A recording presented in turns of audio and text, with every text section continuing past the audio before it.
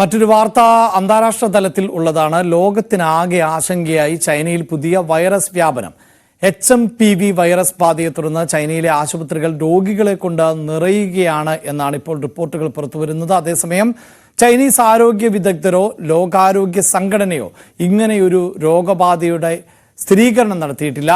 ആശങ്കപ്പെടേണ്ട സാഹചര്യം ഇല്ല എന്നാണ് കേന്ദ്ര ആരോഗ്യ മന്ത്രാലയത്തിന്റെ വിശദീകരണം. ഇന്റർനാഷണൽ ഡെസ്കിൽ നിന്ന് ശ്രീജ ശ്യാം ആണ് ചേരുന്നത്. Sreeja, good morning. China virus എന്നൊക്കെ കേൾക്കുമ്പോൾ ഉള്ളിലൊരു ആന്തലാണ്. നമ്മൾ എങ്ങനെയാണ് ആ കോവിഡ് കാലത്തെ അതിജീവിച്ചത്? ഇനിയും അങ്ങനെയൊന്നിലേക്ക് പോകാൻ ആരും ആഗ്രഹിക്കുന്നില്ല. ചൈനയിൽ നിന്നായതുകൊണ്ട് തന്നെ ഇതിലൊക്കെ വാർത്താ വ്യക്തത കൈവരുക എന്നതും ഏറെ ശ്രമകരമാണ്. എങ്കിലും നമുക്ക് കിട്ടുന്ന ഇൻപുട്ടുകൾ എങ്ങനെയാണ്?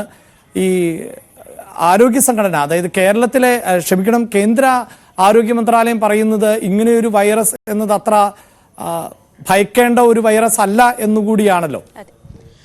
ഗുഡ് മോർണിംഗ് അഭിലാഷ് പറഞ്ഞത് ശരിയാണ്. കാരണം ഇത് ചൈന വൈറസ്, പിന്നെയും ഒരു ജനുവരി, ഇതൊക്കെ ഈ ഘടകങ്ങളൊക്കെ ചേർത്ത് വായിക്കുമ്പോഴാണ് ഇതൊരു ആശങ്കയുടെ വാർത്തയായി മാറുന്നത്.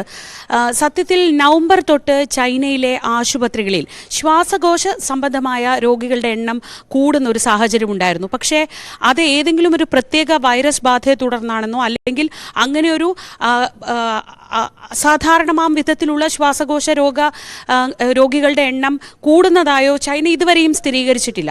ഈ വാർത്ത പുറത്തു വരുന്നത് സമൂഹ മാധ്യമങ്ങളിൽ വന്ന ചില ദൃശ്യങ്ങളിൽ നിന്നാണ്.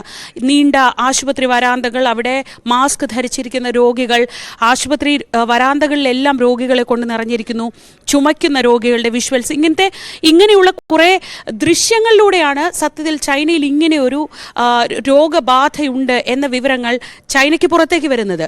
അഭിലാഷ് നേരത്തെ പറഞ്ഞതുപോലെ തന്നെ ചൈനയാണ് അവർ തീരുമാനിക്കുന്ന വാർത്തകൾക്കപ്പുറത്തേക്ക് കൂടുതൽ വിവരങ്ങളൊന്നും ലോകത്തിന് കിട്ടുക അത്ര എളുപ്പമല്ല.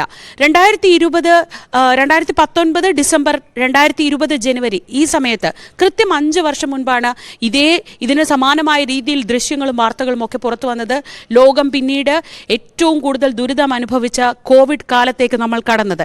പക്ഷേ ആ രീതിയിൽ ഒരു ആശങ്കപ്പെടേണ്ട സാഹചര്യം ഇല്ല എന്ന് തന്നെയാണ് ഇപ്പോൾ ലഭിക്കുന്ന വിവരങ്ങൾ. ഇപ്പോൾ പടർന്നു പിടിക്കുന്നത് HMPV, അതായത് ഹ്യൂമൻ മെറ്റാ ന്യൂമോ വൈറസ്. ഇങ്ങനെയൊരു ശ്വാസകോശ സംബന്ധമായ അണുബാധ ഉണ്ടാക്കുന്ന വൈറസാണ് പടർന്നു പിടിക്കുന്നത് എന്ന വിവരങ്ങളാണ് ഇപ്പോൾ പുറത്തു വരുന്നത്. ഈ HMPV എന്നത് അപ്പർ ലങ്സിനെയും അപ്പർ റെസ്പിറേറ്ററി സിസ്റ്റത്തെയും ലോവർ റെസ്പിറേറ്ററി സിസ്റ്റത്തെയും, അപ്പർ റെസ്പിറേറ്ററി സിസ്റ്റം എന്ന് പറയുന്നത് നമ്മുടെ തൊണ്ട ഉൾപ്പെടെ വരുന്ന ഭാഗം, മുകൾ ഭാഗം.